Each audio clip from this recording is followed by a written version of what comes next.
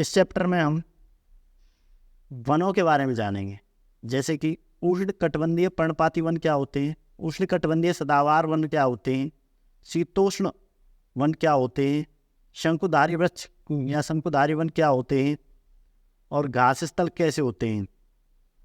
घास स्थलों के बारे में जानेंगे और विभिन्न प्रकार के घास स्थल होते हैं, कटीली झाड़ियाँ एवं वन्य जीवन के बारे में जानेंगे।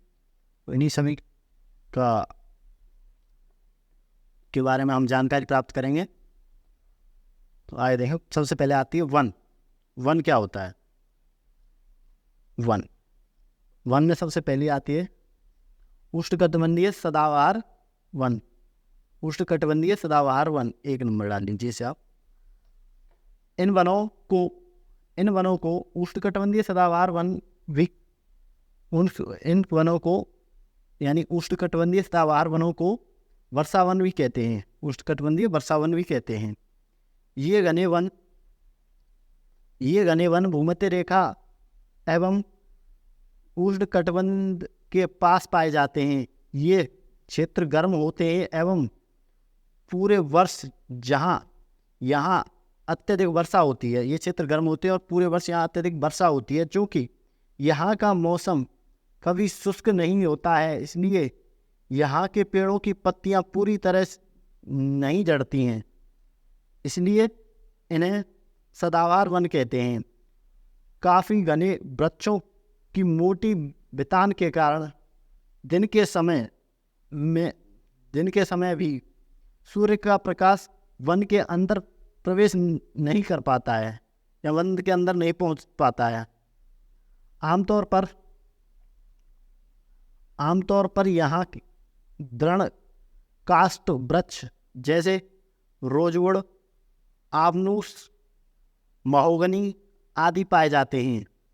यहाँ पर ये मतलब इस प्रकार का ये इसका चित्र है, देख सकते हैं आप, उष्णकटिबंधीय सदाबहार वन। ठीक है, अब यहाँ पर देखेंगे ब्राज़ील के में पाए जाने वाले उष्णकटिबंधीय सदाबहार वनों के बारे में जानेंगे। यहाँ पर ब्राज़ील में उष्णकटिबंधीय सदाबहार वन इतने विशाल हैं कि ये पृथ्वी के फेफड़े की तरह प्रतीत होते हैं। यानी जो अमेजन नदी है उसका जो जंगल है अमेजन बेसिन का, उसमें जो वृक्ष हैं वो उष्णकटिबंधीय सदाबहार वन हैं। ठीक है, इसको पृथ्वी के फेफड़े बोलते हैं। आगे आता है एनाकोंडा, विश्व का सबसे बड़ा सांप उष्णकटिबंधीय सदाबहार वर्षावन में पाया जाता है, यानी कि ये ब्राज़ील में पाया जाता है। कहने का अर्थ ये है ब्राज़ील में पाया जाता है। अब देखिए अगला पॉइंट डालेंगे, save point number 2 number point डालेंगे यहाँ पर उष्णकटिबंधीय पर्णपाती वन। उष्णकटिबंधीय पर्णपाती वन, उष्णकटिबंधीय पर्णपाती वन मानसूनी वन होते हैं। उष्णकटिबंधीय पर्णपाती वन मानसूनी वन होते हैं जो भारत उत्तरी ऑस्ट्रेलिया और मध्य अमेरिका के बड़े हिस्सों में पाए जाते हैं। इन क्षेत्रों में मौसमी परिवर्तन होते रहते हैं। जल संरक्षित रखने के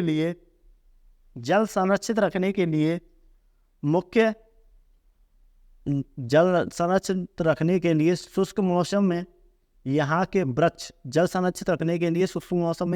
पत्तियाँ झाड़ देते हैं, इसलिए इन्हें पर्णपाती वन कहते हैं। यहाँ पर एक लाइन जोड़ लेंगे। इन वनों में पाए जाने वाले दृढ़ काष्ठ वृक्षों में साल, सागवान, नीम, शीशम और दृढ़ काष्ठ वृक्ष फर्नीचर, यातायात एवं निर्माण सामग्री बनाने के लिए बहुत उपयोगी होते हैं। इन प्रदेशों में आमतौर पर पाए जाने वाले जानवर हैं बाघ, शेर, हाथी, गोल्डन लंगूर, बंदर आदि हैं। देखिए गोल्डन लंगूर का और बाघ का यहाँ पर चित्र दिया गया है। ये चित्र हो जाता है उष्णकटिबंधीय पर्णपाती वन का। ये पर्णपाती पत्तियाँ जला देते, ठीक है। ये हो जाता है बाघ का चित्र, ये हो जाता है सुनहरा लंगूर या गोल्डन लंगूर बोलते हैं जिसको, गोल्डन लंगूर। अरे है ना। शीतोष्ण सदाबहार वन, शीतोष्ण सदाबहार वन, सबसे पहले शीतोष्ण सदाबहार वनों की स्थिति देखेंगे। शीतोष्ण सदाबहार वन मध्य अक्षांश के तटीय प्रदेशों में स्थित हैं। मध्य अक्षांश के तटीय प्रदेशों में स्थित हैं। ये सामान्यतः महाद्वीपों के पूर्वी किनारों पर पाए जाते हैं। ये सामान्यतः महाद्वीपों के पूर्वी किनारों पर पाए जाते हैं। जैसे दक्षिण पूर्वी अमेरिका, जैसे दक्षिण पूर्वी अमेरिका, चीन यानी दक्षिणी चीन और दक्षिण पूर्वी ब्राज़ील, जहाँ बाज चीड़ एवं यूकेलिप्टस, बाज चीड़ और यूकेलिप्टस जैसे दृढ़ और मुलायम दोनों प्रकार के पेड़ पाए जाते हैं। अब देखेंगे ये यहाँ पर चित्र दिया गया है। यहाँ पर चित्र दिया गया है शीतोष्ण सदाबहार वर्षावन। यहाँ पर इनमें हाथी पाए जाते हैं आमतौर पर। आगे देखेंगे शीतोष्ण पर्णपाती वन। शीतोष्ण पर्णपाती वन में देखेंगे उच्च अक्षांश की स्थिति, इसकी उच्च अक्षांश की ओर बढ़ने पर अधिक शीतोष्ण पर्णपाती वन मिलते हैं। उच्च अक्षांश की ओर बढ़ने पर अधिक शीतोष्ण पर्णपाती वन मिलते हैं। ये उत्तर पूर्वी अमेरिका, चीन, न्यूजीलैंड, चिली और पश्चिमी यूरोप के तटीय प्रदेशों में पाए जाते हैं। ये अपनी पत्तियां शुष्क मौसम में झाड़ देते हैं या गिरा देते हैं। यहाँ पाए जाने वाले पेड़ हैं बाज या बांज, एस, बीच आदि। हिरण, लोमड़ी, भेड़िया यहाँ के आम जानवर हैं। फीजेंट तथा मोनाल नामक पंछी भी यहाँ पाए जाते हैं। ठीक है, फीजेंट और मोनाल ये नाम इंपॉर्टेंट है, इसको याद रखना। फीजेंट और मोनाल। फीजेंट का देखिए ये ऐसा होता है, फीजेंट ये यहाँ पर इमेज दी गई है साइड में, ये ऐसा होता है, इसका मतलब सॉरी पंछी होता है, और एक मोनाल है नीचे जो दिया गया है, ये मोनाल है, ये मोनाल की इमेज है। ठीक है, इसके बाद देखिए भूमध्य सागरीय वनस्पति। भूमध्य सागरीय वनस्पति, जैसे कि इसके नाम से पता चलता है, भूमध्य सागरीय वनस्पति महाद्वीपों के पश्चिमी एवं दक्षिण पश्चिमी किनारे भिन्न हैं। महाद्वीपों के पश्चिमी एवं दक्षिण पश्चिमी किनारे भिन्न हैं, जहाँ भूमध्य सागरीय वनस्पतियाँ पाई जाती हैं। यह अधिकतर यूरोप, अफ्रीका, एशिया के भूमध्य सागर के समीप वाले प्रदेशों में पाई जाती है, इसलिए इसका नाम भूमध्य सागरीय वनस्पति पड़ा है। ये वनस्पतियाँ भूमध्य सागर के बाहर या बाहरी प्रदेशों जैसे संयुक्त राज्य अमेरिका के कैलिफोर्निया, दक्षिण पश्चिमी अफ्रीका, दक्षिण पश्चिमी दक्षिण अमेरिका और दक्षिण पश्चिमी ऑस्ट्रेलिया में पाई जाती है, और दक्षिण पश्चिमी ऑस्ट्रेलिया में पाई जाती है। इन क्षेत्रों में आमतौर पर संतरा, अंजीर, जैतून और अंगूर जैसे नींबू वंश यानी सिट्रकम होता है, सिट्रस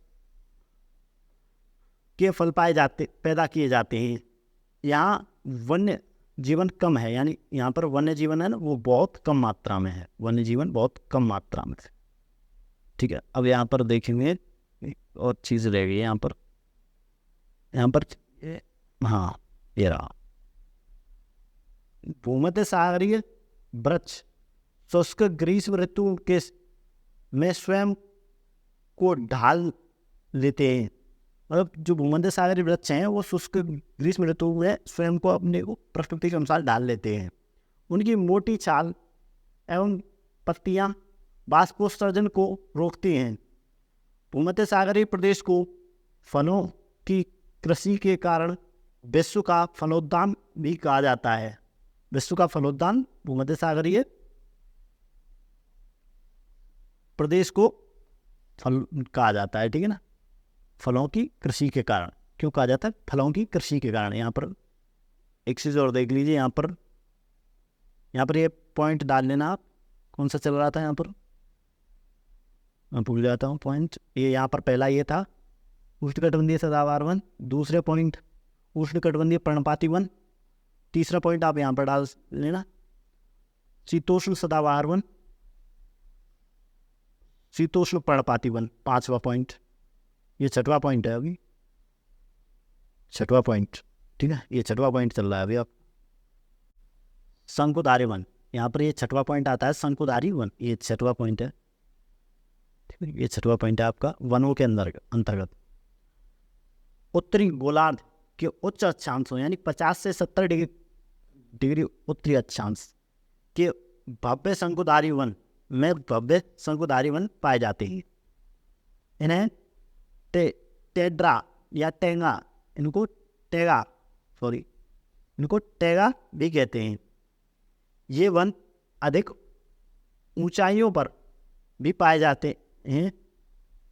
इन्हीं वृक्षों को सलीमा में ने हिमालय में प्रचुर मात्रा में देखा था। मतलब ये वही है सलीमा, ये मैंने आपके लिए पढ़ाया नहीं है, कि जो शुरू के जो मैंने 1.5 पन्ना छोड़ा था ना, उसमें सलीमा की कहानी दी गई है। वो भी अपने जो स्कूल मेट्स हैं, जो क्लासमेट्स हैं, उनके साथ टूर पर जाती है और वो वनस्पति में होने वाले विभिन्न प्रकार के परिवर्तनों को देखती है। ये लंबे नरम कास्ट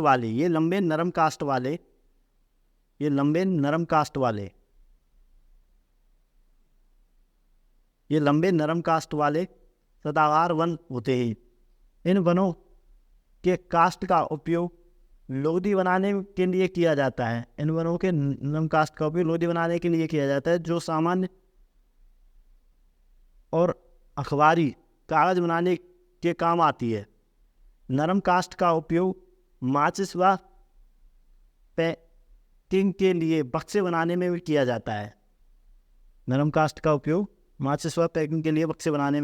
जाता है। आगे देखेंगे, किया जाता है। चीड़, देवदार आदि इन वनों के मुख्य पेड़ हैं। यहाँ सामान्यतः रजत लोमड़ी, मिंक, ध्रुवीय भालू जैसे जानवर पाए जाते हैं। अब ये टैगा क्या है? टैगा, इसको टैगा बोलते हैं ना, शंकुधारी वनों को टैगा भी बोला जाता है। तो टैगा रूसी शब्द है। रूसी भाषा में टैगा शब्द का अर्थ है शुद्ध या अनछुआ, ठीक है ना, शुद्ध या अनछुआ। यहाँ पर देखिए शंकुधारी वृक्षों के कुछ उदाहरण हैं। ये एग्जाम्पल दिया गया है, यहाँ पर ये चित्र है, शंकुधारी वन है। ये मतलब शंकु टाइप होती है उनकी जो आकृति, कुछ इस प्रकार से होती है। देखिए किसी भी पेड़ की देख लीजिए आप, इस प्रकार की आकृति मिलेगी। देखिए यहाँ पर इनको बोलते हैं हिमाच्छादित, यानी हिम से ढके हुए शंकुधारी वन, हिमाच्छादित शंकुधारी वन, ठीक है। आई थिंक घास स्थल ये नई हेडिंग है, घास स्थल। इसमें पहला पॉइंट डाल लीजिए आप, नई हेडिंग है पहला पॉइंट, सॉरी घास स्थल पहला पॉइंट डाल लीजिए।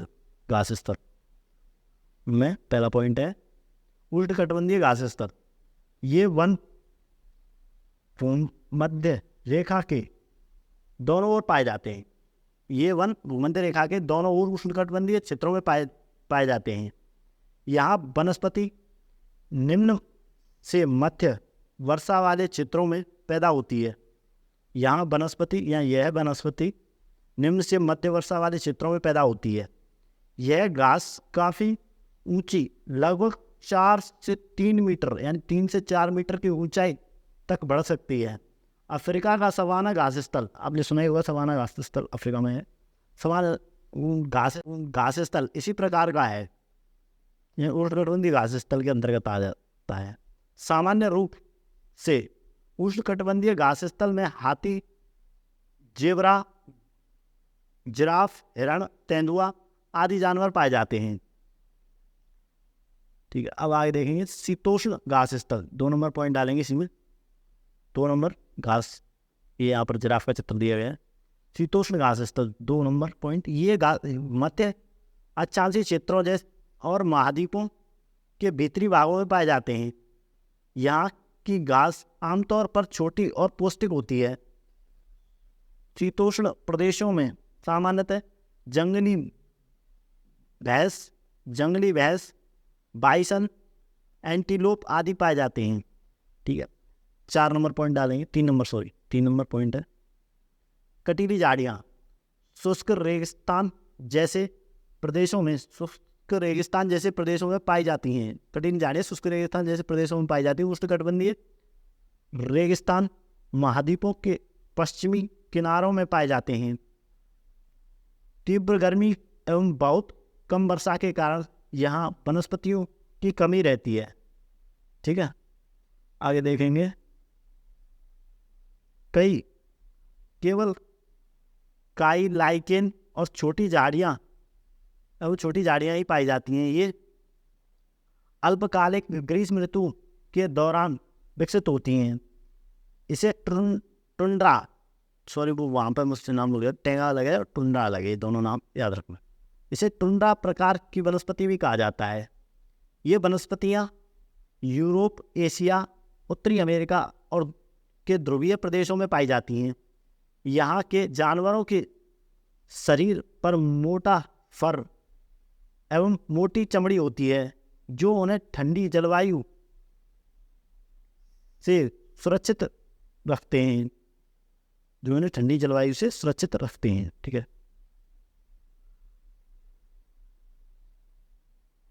टुंड्रा प्रकार की वनस्पति के बारे में ये यहाँ पर पॉइंट खत्म हो जाता है। कटीली झाड़ियाँ ये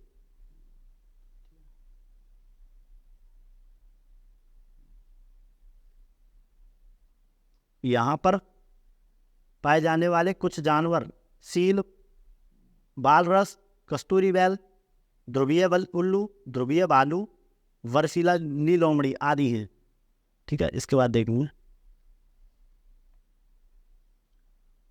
विभिन्न प्रदेशों में घास स्थल एवं विभिन्न नामों से जाने जाते हैं। विभिन्न प्रदेशों में घास स्थल विभिन्न नामों से जाने जाते हैं। जैसे कि उष्णकटिबंधीय घास स्थलों को कौन कौन से क्षेत्र में किस किस नाम से जाना जाता है उसके बारे में लिखेंगे।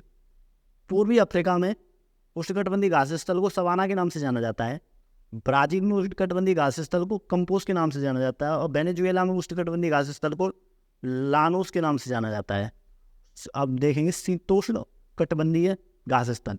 शीतोष्ण कटिबंधीय घास स्थल को अर्जेंटीना में पेम्पास और उत्तरी अमेरिका में प्रेयरी, दक्षिणी अमेरिका में वेल्ड और मध्य एशिया में स्टेपी और ऑस्ट्रेलिया में डान इस ऑस्ट्रेलिया में डान नाम से जाना जाता है। तो ये था, शायद पूरा हो गया। हाँ, ये था आज का चैप्टर, यहीं पे ख़त्म होता है। वीडियो देखने के लिए धन्यवाद। GUPSC को सब्सक्राइब करें।